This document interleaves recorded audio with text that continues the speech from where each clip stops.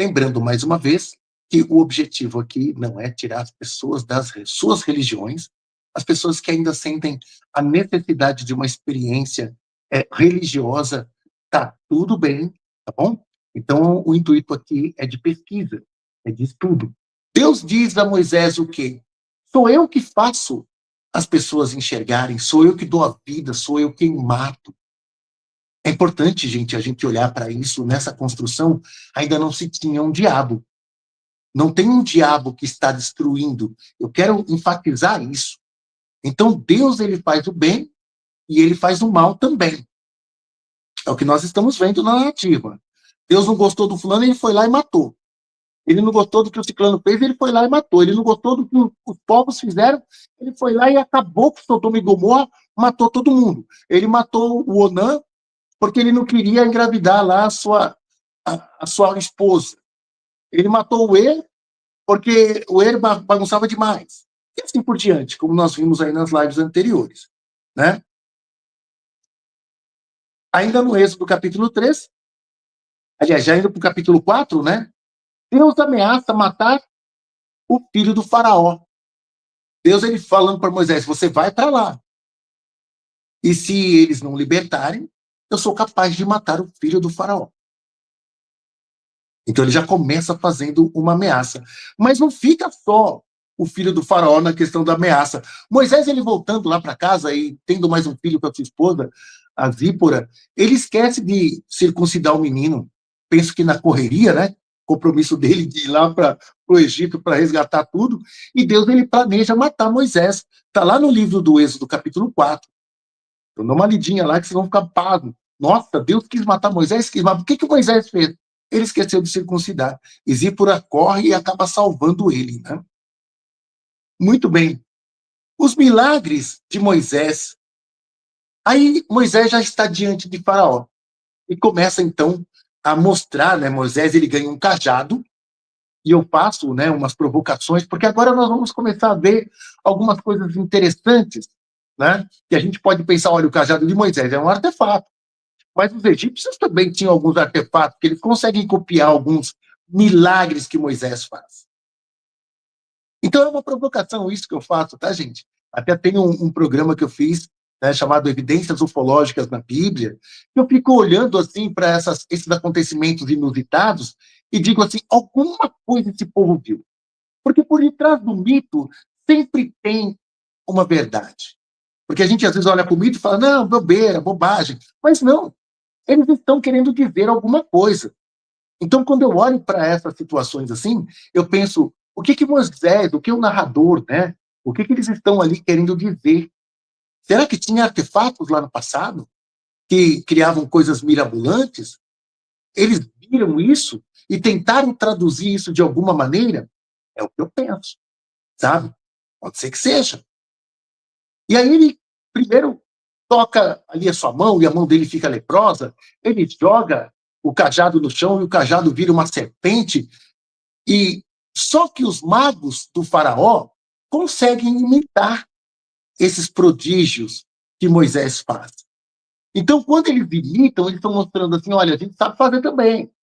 Esse Deus aí não é tão poderoso não que a gente está conseguindo fazer. E é interessante que a gente vai vendo que a coisa vai ficando de uma forma, né, até engraçada, ao ponto que os magos lá do faraó, os sábios do faraó, não conseguem mais imitar os prodígios que Moisés e Arão, né, o seu irmão, estão ali realizando. Porque Moisés disse assim, olha, eu não sei falar, eu tenho dificuldade de falar.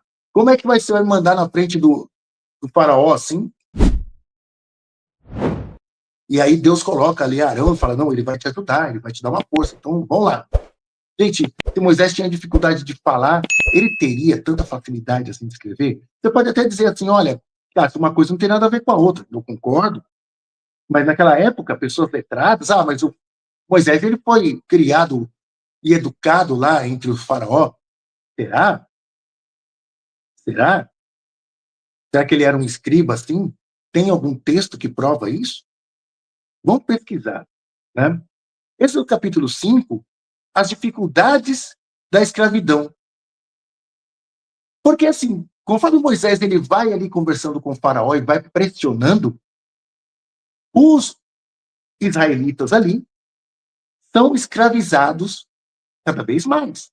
E eles estavam fazendo tijolos, né, segundo a narrativa do capítulo 5 do Êxodo, e foram colocadas mais dificuldades para eles. Então, eles precisavam, então, não só amassar ali o barro, mas também ir atrás da palha para colocá-la no meio. Era como uma espécie de um adobe. E a gente sabe, né, que as pirâmides não foram construídas assim.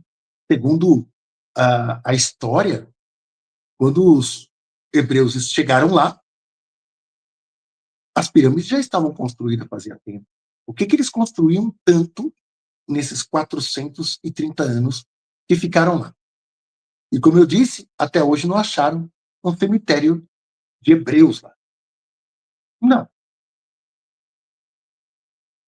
No Êxodo capítulo 6, começa então uma genealogia, desde Jacó até os seus descendentes, para eles justificarem aquele monte de pessoas que estavam lá.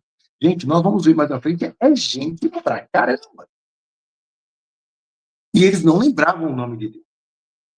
E tanto é que Moisés chega lá e ele fala que é o Deus de Abraão, Deus de Isaac, Deus de Jacó, e o povo, até o povo hebreu também não está acreditando. Eles estão com dificuldade de acreditar. Eles tinham se desconectado por completo.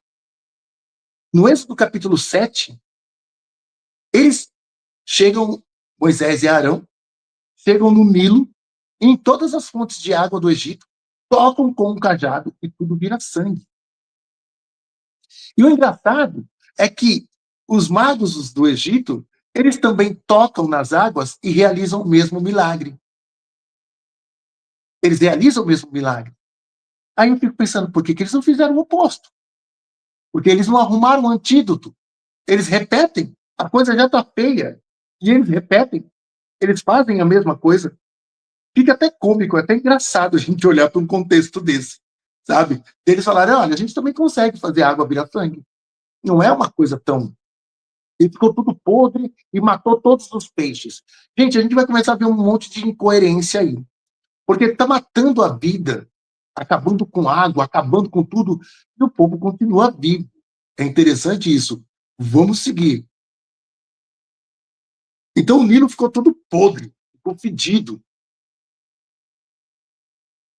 E é interessante que toda a narrativa de Deus ali para Moisés, e Moisés chegando para o faraó, é assim, liberte o meu povo, para eles poderem me adorar lá no deserto.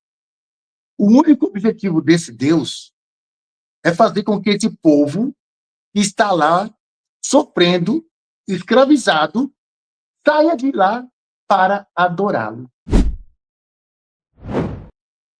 Olha só. Gente, por que essa necessidade desse Deus de ser adorado? E Moisés ele fica muito preocupado. A gente precisa fazer os sacrifícios, a gente precisa matar lá os animais para entregar para o nosso Deus. Essa é a narrativa de Êxodo, gente. E aí o faraó fala, mas por que vocês não matam, então, esses animais aqui e adorem esse Deus de vocês por aqui? Ele falou, não, porque os animais que nós temos que matar, para vocês aqui é sagrado. E se nós matarmos esses animais aqui, nós seremos perseguidos. Gente, olha para isso. Então, Deus quer tirar aquele povo de lá, para esse povo matar, sacrificar animais, fazer os rituais e adorá-lo. Gente, imagina uma pessoa toda poderosa, mas poderosa mesmo, sabe? E aí ele vai ali no farol, pega uma criança que está ali pedindo moedinha o dia inteiro. E quando chega no final do dia, ele fala assim, pode me dar a 10ª parte disso. E se ajoelhe aqui na minha presença e me adore. Essa pessoa já tem tudo. Se a gente pensar num Deus onipotente, onipresente, onisciente, que necessita disso, de sacrifício de animais e de adoração, é um pouco estranho. E alguns começaram a questionar, e eu vou falar disso um pouquinho mais para frente, e esses foram considerados hereges.